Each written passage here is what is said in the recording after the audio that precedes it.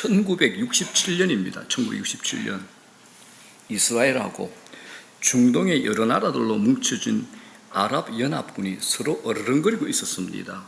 서로만 노려본 채 불안한 평화가 유지되고 있던 어느 날이었는데, 당시 아랍 지역의 지도자 역할을 했던 이집트가 이스라엘 선박의 티란 해협 통과를 막아버렸습니다. 거기다가 이스라엘 국경에 주둔한 유엔군의 철수를 주장하면서 그 자리에 자기들 군대, 이집트 군대를 배치하면서 우리가 잘 아는 6.1 전쟁이 꽝 하고 터집니다. 이게 6.1 전쟁이죠. 이 전쟁은 이스라엘 한 개 국가하고 이라크, 시리아, 요르단, 이집트로 이루어진 아랍연합군과의 전쟁입니다. 그런데 아랍연합군은 소련주의 최고 무기를 소유하고 있고 소련 군사 전문가들의 도움을 받으며 막강한 군사력을 자랑하고 있었습니다. 그런데 무기나 병력 면에서 비교가 안 될 만큼 열세였던 이스라엘이 먼저 선제 공격을 가해 아랍연합군을 단 6일 만에 깨버리고 맙니다. 격파시킵니다. 이게 그 유명한, 세계 전쟁사의 그 유명한 이스라엘의 6.1 전쟁입니다. 이 전쟁으로 이스라엘은 지배 영토를 3배나 늘립니다. 세계 전쟁사에 경이로운 기록을 남기며 예루살렘 옛 도시까지 되찾죠. 자, 침공 당시에 이스라엘군을 지휘하던 모세 다얀 장군은 아랍연합과의 전쟁에서 반드시 자기들은 승리할 새로운 무기가 있다면서 세상이 깜짝 놀랄 만한 선언을 합니다. 외신들이 일제히 이 기사를 다루면서 틀림없이 원자폭탄이나 그 이상의 신무기일 것으로 추측을 합니다. 여러분, 과연 이스라엘의 신무기가 무엇이었을까요? 모세 다얀 장군은 이렇게 밝힙니다. 우리를 승리케 할 신무기는 바로 시편 121편입니다. 다 같이 시작. 내가 산을 향하여 눈을 들리라. 나의 도움이 어디서 올까? 나의 도움은 천지를 지으신 여호와에게서로다 하신 하나님의 약속, 이걸 붙든 겁니다. 결국 이 전쟁은 역사상 최단 시간에 최대 성과를 거두며 이스라엘의 승리로 끝이 납니다. 자, 전쟁이 끝이 났어요. 당시 이스라엘의 총사령관이 통곡의 벽을 방문합니다. 우리가 성지순례 가면 나오잖아요. 통곡의 벽. 그 벽에 하나님께 작은 편지를 끼워 넣는 그 전통이 있잖아요. 그는 벽 틈에 이스라엘 총사령관이 하나님께 쓴 작은 편지를 끼워 넣었던 겁니다. 이 사람이 떠나자마자 신문 기자가 얼마나 궁금했겠어요. 뭘 써놨는지 달려가서 편지를 꺼내 읽었습니다. 이게 또 시편의 한 구절이었습니다. 시편 118편 23절 다 같이 시작. 이는 여호와께서 행하신 것이요 우리 눈에 기이한 바로다. 아멘. 이는 여호와께서 행하신 것이요 우리 눈에 기이한 바로다. 아멘. 자, 역사 속에 생생하게 남겨진 이 사건은 우리에게 질문을 던지게 만듭니다. 여러분, 나는 무엇을 인생의 무기로 삼는가? 무엇을 인생의 도움으로 여기는가라는 겁니다. 여러분의 인생의 무기는 뭡니까? 여러분은 무엇을 인생의 도움으로 여기고 살아가고 있습니까? 이 질문을 우리에게 던지게 만드는 거죠. 자, 오늘 본문도 믿음의 조상 아브라함이 겪은 전쟁의 이야기입니다. 성경을 읽어본 사람이라면 잘 아는 내용이니까 우리가 배경을 한번 상기해 보도록 하겠습니다. 하나님의 부르심을 받고 하나님의 약속의 땅에 들어온 아브라함이 그 땅에서 기근을 겪죠. 하나님의 약속으로 시작한 아브라함의 인생인데 잠깐의 기근 때문에 아브라함에게서 믿음은 희미해지고 사라지고 하나님의 약속을 뒤로하고 애굽으로 내려갑니다. 거기서 자기 아내를 누이라고 속이는 일을 하죠. 그 일 때문에 하나님의 약속을 받은 사람이 세상 사람 애굽의 바로왕에게 모욕을 당하는 수치를 겪게 됩니다. 그리고 다시 가나안 땅으로 돌아옵니다. 가나안 땅으로 돌아와서 하나님의 도우심으로 재산은 넘쳐나는데 그 재산을 관리하는 것, 이제 가축이 많으니까 목초지 문제 때문에 자기 조카 롯하고 헤어지는 아픔을 겪습니다. 자, 그리고 나서 조카 롯과 헤어지고 나서 아브라함에게 전쟁이 닥쳐왔다. 이게 오늘 본문의 배경이 됩니다. 자, 사랑하는 여러분, 지금 우리에게는 무기를 들고 싸우는 전쟁은 아니지만 날마다 시간마다 싸워야 하는 영적 전쟁이 우리에게는 있습니다. 이게 이제 우리 그리스도인의 삶이죠. 그리스도인의 삶은 끊임없이 나아가는 순례길입니다. 결단코 평탄하지만은 않습니다. 고난이 있고 함정이 있고 치료가 있습니다. 이 길은 영적인 전쟁의 길이죠. 실제로 지금 우리 매일 영적 전쟁을 하고 있잖아요. 자, 그렇다면 이 영적 전쟁에서 우리가 어떻게 승리할 수 있을까요? 하나님께서 이 본문을 통해서 영적인 전쟁에서 승리할 수 있는 방법을 우리에게 가르쳐주고 있습니다. 자, 오늘 사건은 이스라엘의 6.1 전쟁과 약간은 비슷합니다. 자, 메소포타미아 지역의 네 나라 왕, 큰 나라의 네 나라 왕입니다. 근데 요단 지역에 다섯 나라 왕, 작은 성읍 같은 다섯 나라 왕이 서로 싸우기 위해서 모인 것입니다. 이게 이제 국제적인 전쟁이 일어난 거죠. 이 전쟁이 벌어진 이유를 오늘 본문 4절에서 이렇게 설명합니다. 시작. 이들이 12년 동안 그돌라오메를 섬기다가 제13년에 배반한지라 그럽니다. 이런 이야기입니다. 요단 지역에 머물고 있는 다섯 나라는 작은 성 정도밖에 되지 않는 작은 나라입니다. 이 나라들이 12년 동안 메소포타미아에 있는 그돌라오멜 왕에게 조공을 바친 겁니다. 왕이여, 우리나라 침략하지 말고 좀 잘 봐주십시오. 대가로 우리가 조공을 바치겠습니다. 그리고 조공을 상납을 했죠. 그런데 그동안 12년 동안 잘 바치다가 13년째 되던 해에 더 이상 조공을 바치지 않기로 작정을 합니다. 연합해가지고 반역을 도모한 거죠. 그랬더니 이제까지 조공을 잘 받으며 대접받던 그돌라오멜 왕이 요단의 다섯 왕을 치기 위해서 내려온 겁니다. 우리식으로 말하면 이렇게 되는 거죠. 너희들 이제 좀 컸다 이거지. 감히 나를 배신해. 내가 손 좀 봐주겠다 하는 겁니다. 이렇게 해서 이제 전쟁이 시작이 된 겁니다. 그런데 그돌라오멜 왕 혼자서 전쟁 치르기에는 좀 만만치 않았던 것 같습니다. 아무리 작은 나라들이지만 마음먹고 작정하고 덤비는 요단 지역 다섯 왕의 세력이 만만치 않았던 거죠. 그래서 자기도 메소포타미아에 있는 지역의 세 개 나라 왕들을 설득을 합니다. 이보시오. 저 요단 지역에 다섯 왕들이 뭉쳤으니 우리 네 나라도 같이 뭉쳐서 싸워봅시다. 그래서 이기면 내가 받은 조공을 여러분들에게 나눠주겠소 라고 설득해가지고 그들이 연합해서 내려온 겁니다.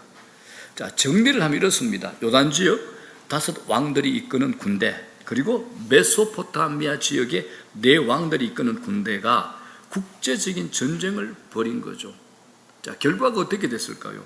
힘이 약한 요단 지역의 다섯 왕들이 패배를 합니다. 특히 그 중에서도 우리에게서 익숙한 소돔과 고모라 왕이 크게 패배를 하죠. 자, 전쟁에 패한 왕들은 시딤 골짜기로 도망가 버리고 소돔과 고모라는 철저하게 고통을 당합니다. 다른 지역은 물론 피해를 입었겠지만 부유했던 소돔과 고모라는 그 정도가 특히 심했습니다. 승리자들은 모든 것을 약탈을 합니다. 심지어 소돔에 거주하던 사람들을 포로로 붙잡아 갑니다. 자, 여기서 질문, 중요한 거. 그 당시에, 자, 교역자들은 말하면 안 됩니다. 뭐 이것 가지고 아는 걸 얘기하면 곤란합니다. 교역자들은 쉿. 자, 이게 중요한 것. 당시에 소돔에 누가 살고 있었죠? 당시에 소돔에 누가 살고 있었죠? 예, 롯이 살고 있었죠. 자, 삼촌 아브라함과 자기의 가축이 너무 많아지고 가축을 먹일 목초지에 다툼이 일어났을 때 좋은 땅을 찾아 뒤도 안 돌아보고 가버린 아브라함의 조카 롯이 소돔에 살고 있었습니다. 이때 삼촌 아브라함은 마모레 상수리 숲을 근처에서 휘파람 불면서 아주 평화롭게 살고 있었습니다. 그러던 어느 날 이 전쟁에서 도망친 사람이 찾아와서 아브라함에게 놀라운 소식을 전하는 겁니다. 자기 조카 롯이 잡혀갔다는 겁니다. 그때 아브라함이 이런 반응을 합니다. 자, 14절 시작. 아브라함이 그의 조카가 사로잡혔음을 듣고 집에서 길리고 훈련된 자 318명을 거느리고 단까지 쫓아가서, 성경은 조카 롯이 잡혀갔다는 소식을 들은 아브라함이 곧 바로 행동을 취했다라고 말을 합니다. 이건 놀라운 일이죠. 여러분, 이 구절을 주목하셔야 됩니다. 본문은 이 모든 사건을 함축해서 얘기하고 있지만 사실 아브라함이 이런 결정을 내리기까지 얼마나 많은 고민을 했을까 상상해 보십시오. 자기를 버리고 떠난 조카 롯을 구출해 난다는 것은 결단코 쉬운 일이 아닙니다. 몇 명의 흉악한 인질범을 상대하는 것 아니잖아요. 상대는 막강한 전력을 소유하고 있는 메소포타미아 지역의 네 나라 연합군이야. 그들은 이미 그 지역의 모든 족속들을 다 굴복시키고 그 당시에 제법 강했다는 요단의 5 왕들을 패배시킨 무적의 군대야. 그런데 지금 아브라함이 그런 군대를 상대로 맞서 싸운다는 것은 객관적으로 전혀 말이 안 되는 겁니다. 이건 당연히 해프닝으로 끝날 사건이죠. 군사력, 무기, 군대 숫자 무엇으로 비교해봐도 패할 수밖에 없는 전쟁입니다. 자칫 잘못하면 메소포타미아 왕을 화나게 해서 잠자는 사자 코트를 건드려가지고 자기 가족은 물론 지역에 사는 모든 사람들을 송두리째 위험에 빠뜨릴 수 있는 무모한 짓일 수도 있죠. 게다가 아브라함이 자기 조카 롯을 구출하기 위해서 나서지 않는다고 해서 비난할 사람이 아무도 없다는 사실을 여러분 기억하셔야 됩니다. 왜냐하면 아브라함은 조카 롯에게 할 만큼 다 했기 때문입니다. 롯이 먼저 욕심에 사로잡혀가지고 삼촌을 배신하고 삼촌을 떠났잖아요. 주위의 모든 사람들, 동네 사람들 그 사실 다 알고 있는 겁니다. 그래서 그 조카 롯을 위하여 삼촌이 목숨을 걸 필요가 전혀 없다는 겁니다.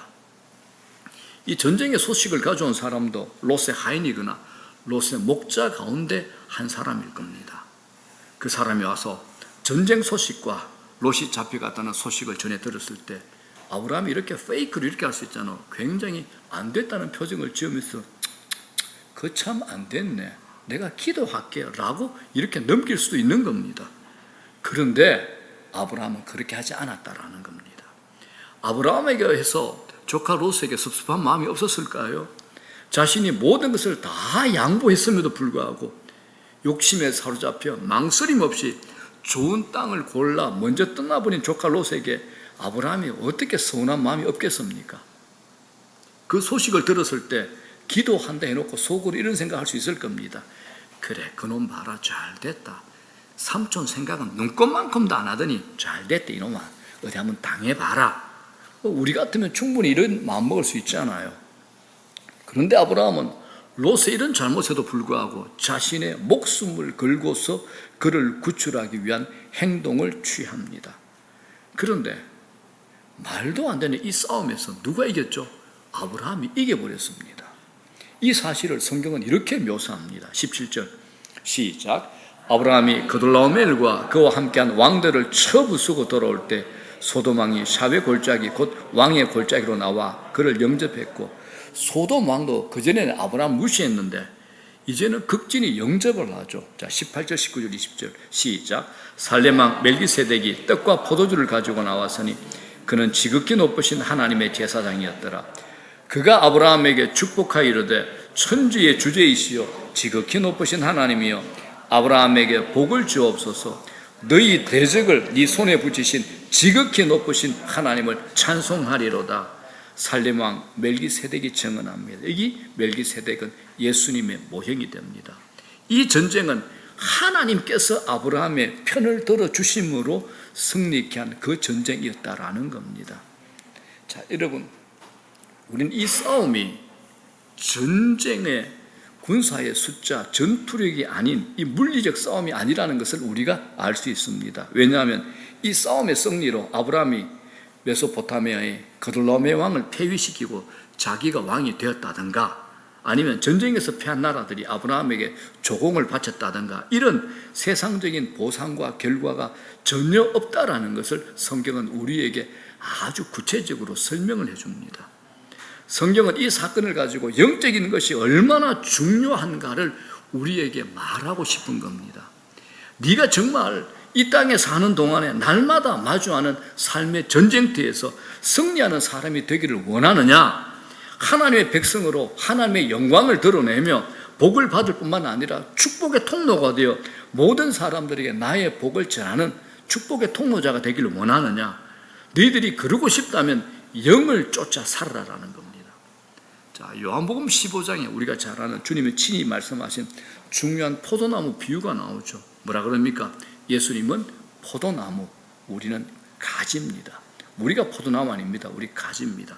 자, 가지가 열매를 맺죠. 그런데 이 가지가 좋은 열매를 맺기 위해서 할 수 있는 최고의 방법이 뭡니까? 그냥 나무에 붙어 있는 겁니다. 나무에 잘 붙어 있으면 됩니다. 그런데 우리는 잘 못 붙어 있습니다. 늘 독립적으로 내가 뭘 하고 싶어 갖고 자기의, 자기 경험, 자존심이 강한 우리들입니다. 여러분, 저 비유에서 답은 하나입니다. 붙어 있는 것이 진짜 실력입니다.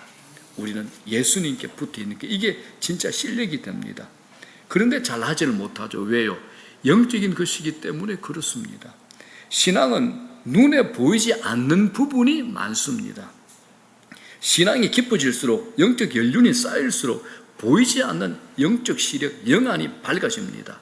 보이지 않는 것들이 보이기 시작합니다. 보이지 않는 것들이 느껴지죠. 그래서 보이지 않는 게 보이는 것들보다 더 중요하다는 것을 알게 됩니다. 여러분, 기도하는 것처럼 보이지만 기도하지 않는 사람이 많습니다. 기도회에 참석하는 것하고 기도하는 것은 다르죠. 문제를 만날 때마다 잠깐 기도하는 것 쉽습니다. 하지만 그런 기도는 기도가 주는 엄청난 은혜와 맛이 무엇인지 모릅니다. 그래서 쉬이 그만두게 되죠. 여러분, 그러므로 기도는 뭐냐? 우리 삶의 모든 영역에 고정값이 돼야 됩니다. 고정값입니다. 내 삶의 모든 영역이 기도가 고정값이 돼야 됩니다. 기도가 내 삶의 태도요, 영적 본능이 돼야 되는 겁니다. 무슨 일이 일어날 때마다 어떤 일을 앞에 두고 기도하는 분들이 되시라는 겁니다. 영적 본능, 기본 태도, 고정값, 이게 우리의 삶의 태도가 됩니다. 또 있습니다. 우리 예배 드리잖아요. 그죠? 예배 드리는 것처럼 보이지만 예배 드리지 않는 사람이 의외로 많습니다. 그런 사람은 예배 드리는 활동에 참여할 뿐 예배자 아닙니다. 하나님을 향한 경외심, 갈망, 목마름, 은혜에 대한 기대감, 예배 안에서 전부를 쏟아붓고 집중하는 모습이 예배 안에 여실히 드러나야 됩니다. 여러분, 우리 인생 결코 예배의 수준을 넘어설 수 없습니다. 저는 이런 욕심이 있습니다. 우리가 드리는 예배의 영광이 일상 속으로까지 깊숙이 침투하기를 원하는 겁니다.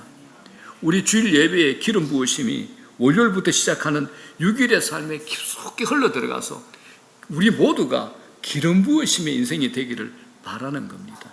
이게 예배입니다, 여러분.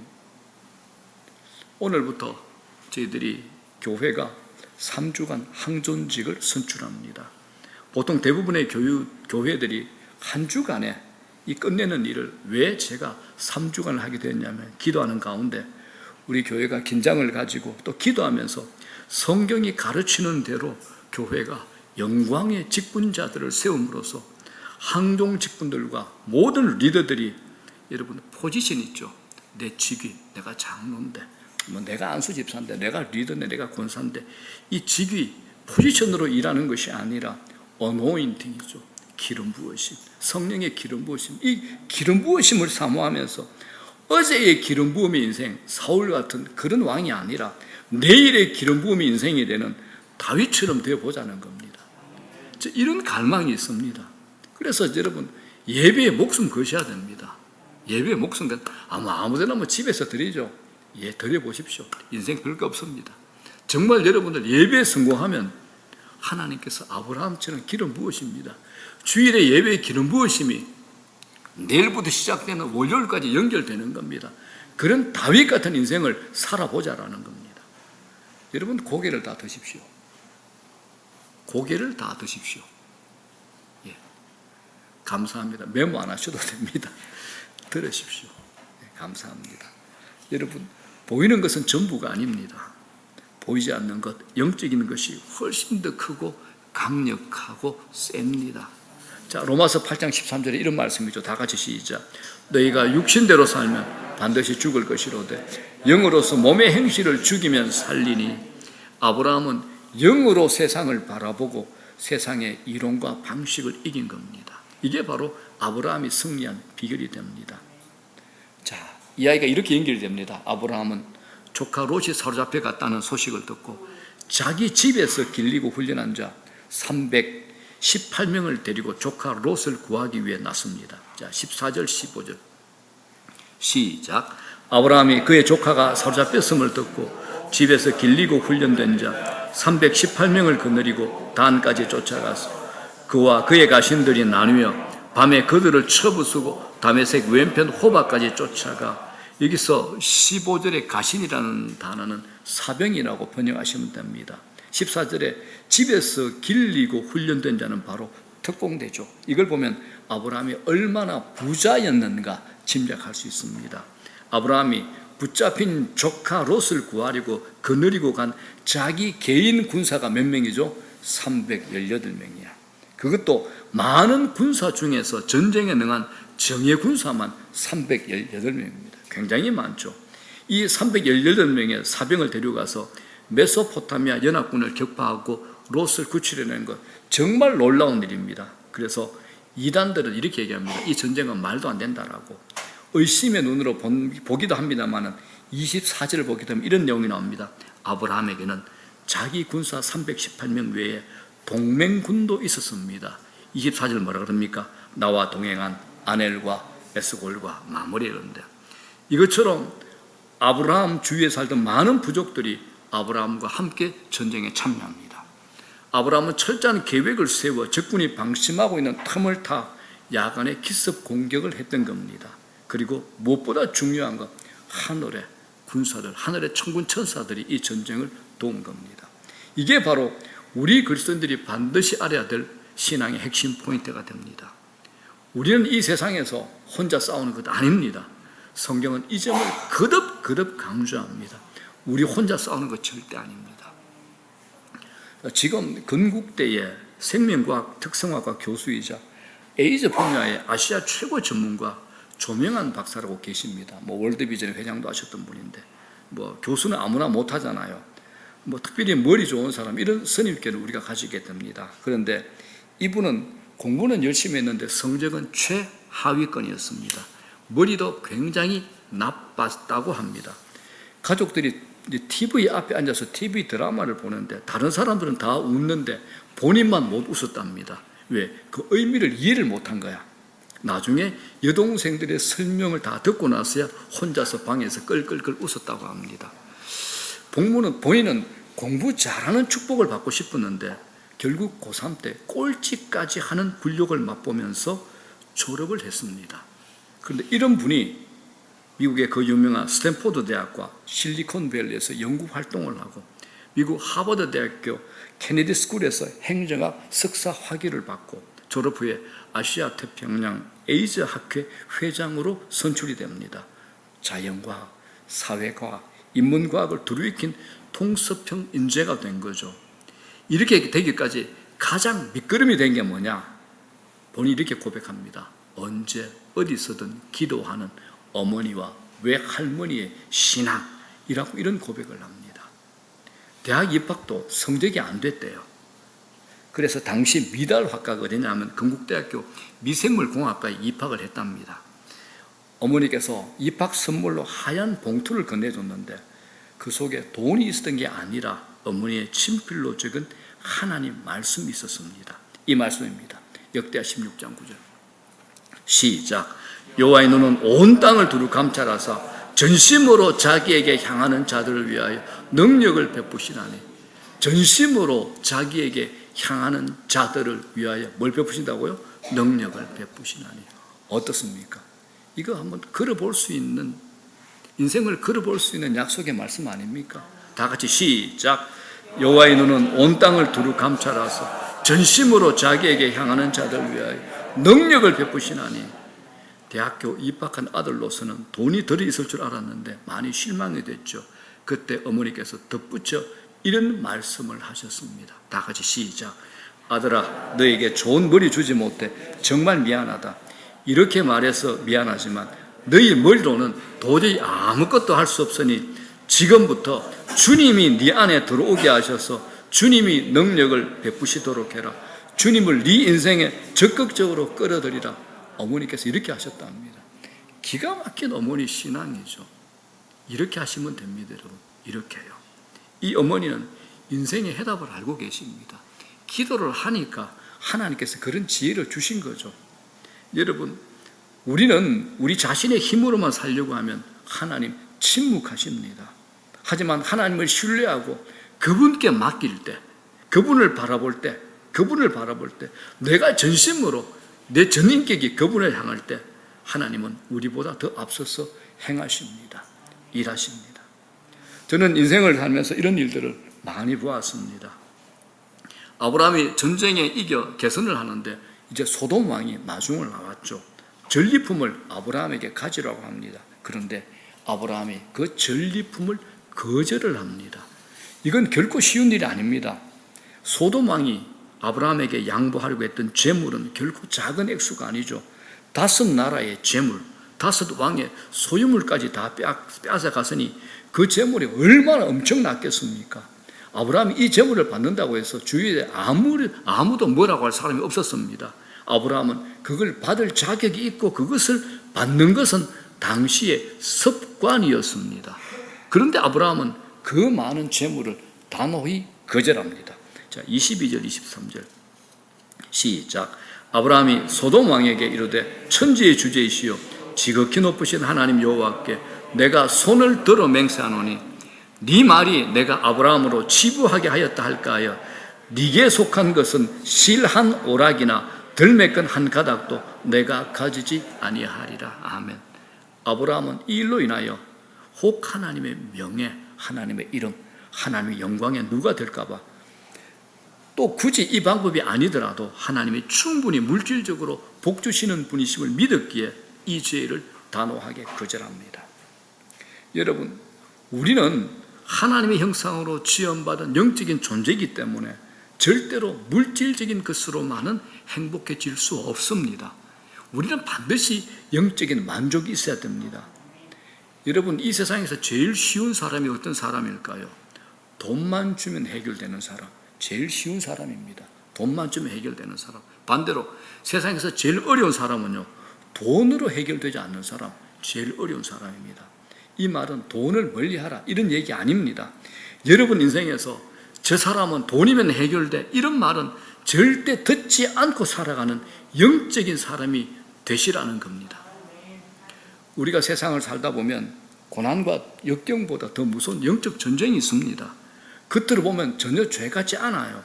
아이고, 이번 한 번만 내가 눈 감으면 되지, 뭐 괜찮아. 그러나 우리가 사탄의 달콤한 유혹에 눈을 감고 타협하는 그 순간 우리가 이제껏 영적 전쟁에서 거둔 승리는 다 무효가 되는 겁니다. 아브라함은 메소포타미아 연합군과의 전쟁에서 승리를 거두었죠. 그리고 그가 소돔 왕의 죄를 덥석 받아들였다면 거부가 될 수 있었습니다. 그런데 아브라함은 거절합니다. 아브라함의 위대함이 여기에 있습니다. 하나님이 아브라함의 인생 가운데 특히 이 부분을 꼬집어 가지고 성경에 기록해 하셔 우리에게 지금 말씀하신 이유가 바로 여기에 있습니다. 하나님은 우리가 영적으로 승리하는 삶을 살기 원한다면 하나님 앞에서 정결하고 순수하고 깨끗한 삶을 살아라고 우리에게 말씀하시는 겁니다. 그러면 내가 네 인생 책임진다라는 약속이 있다는 겁니다. 앞으로 아브라함에게 물질적인 복을 주실 분이 누구십니까? 하나님입니다. 우린 이걸 놓쳐버리죠. 이걸 내가 잡으면 되는데 앞으로 내 인생을 책임질 분이 하나님입니다. 이걸 놓치는 겁니다. 늘 우리와 우리 자녀들의 인생을 한 손에 쥐고 계시고 우리에게 가장 좋은 길을 여시는 분이 바로 아버지 하나님이십니다. 자, 이제 말씀 정리합니다. 자, 고대에 세계 7대 불가사의 중에서 4,000년이 넘도록 유일하게 원형이 잘 보존된 건축물이 이집트의 쿠프 왕의 피라미드 저거라고 합니다. 이게 이제 4,000년이 넘도록 원형을 잘 유지한 비결이 뭘까라는 것이 이걸 가지고 책을 쓴 분이 계셔요. 미술 전문가 앙규철 씨가 그의 책에서 이런 얘기를 합니다. 피라미드 설계자들은 수만 개의 돌을 차곡차곡 쌓아 올리면서 쓰러질 것은 처음부터 쓰러뜨려 버리고 기울어질 것은 처음부터 기울여 놓았다. 이렇게 이제 얘기를 하고 분석을 했습니다. 이건 여러분 대단한 통찰력이죠. 쓰러질 것은 처음부터 쓰러뜨려 버리고 기울어질 것은 처음부터 기울여 놓아서 4,000년이 지나도록 소득 없이 건재한 건축물입니다. 4,000년이 지나도록. 자, 이걸 이제 우리에게 적용해 봅시다. 그러면 우리 삶에도, 우리 교회도 쓰러질 것은 처음부터 가져다 놓을 필요가 없겠죠. 어떻습니까, 여러분? 우리 인생에도 쓰러질 것은 처음부터 갖다 놓을 필요가 없다는 겁니다. 그렇게 우리 인생을 쌓아 올려야 어떤 흔들림과 자극에도 쓰러지지 않습니다. 살아가면서 우리를 누르는 엄청난 인생의 무기도 견뎌낼 수가 있다는 겁니다. 자, 여러분, 우리 인생에서 결국 쓰러지고 기울어질 것은 무엇일까요?